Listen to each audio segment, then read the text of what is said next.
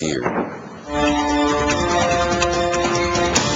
The situation on the ground in Iraq and the nuclear showdown across the border with Iran, both are priorities today at the White House as President meets with the Iraqi study group and with Israel's Prime Minister. With us now from Washington, PJ Crowley, Director of National Defense and Homeland Security at the Center for American Progress. He was also Special Assistant to President Clinton for National Security Affairs. It sounds like there may be some talking going on with Iran. Your thoughts?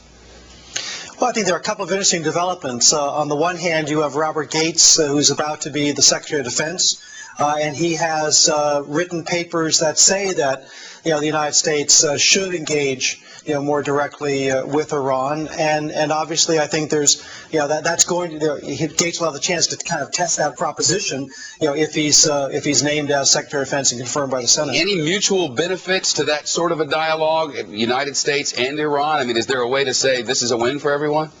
Well, I think, let's take a step back. Basically, diplomatic relations between the United States and Iran have been frozen since 1979.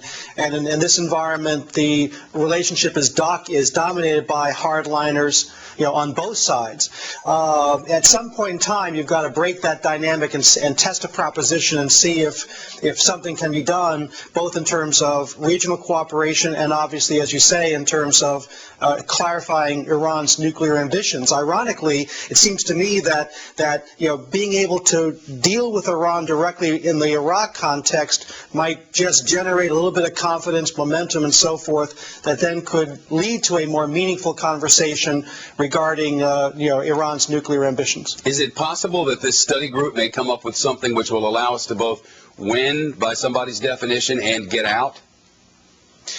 A lot will be, invested in this report coming out. I think it's important to clarify, first of all, that I doubt seriously that the Iraq study group is going to have a silver bullet that solves Iraq.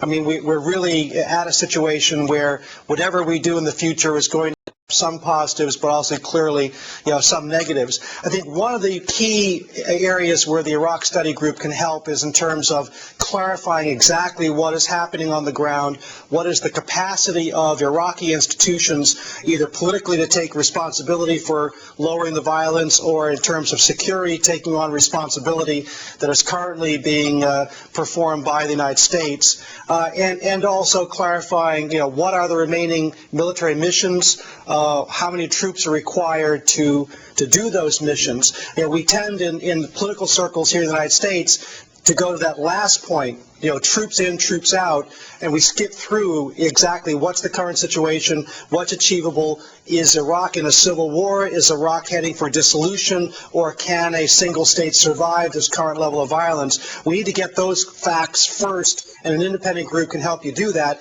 And then from there, you can make some political judgments on what to do. Fair to say that the overwhelming belief here by the military and others is that the vast majority of what's going on over there is not about terrorism. It's about secular violence and one group fighting with another group, right? So if that's the beginning, and I mean we can start with that, I guess they need to come up with some sort of plan to get those in power off the back and off the payroll and off being in cahoots with those who are causing the trouble, right?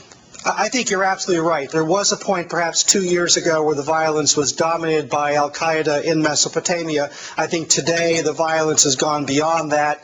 And whatever, the foreigners that are still responsible for a component, it's dwarfed now by the sectarian violence, Shia on Sunnis, Shia on Shia as well.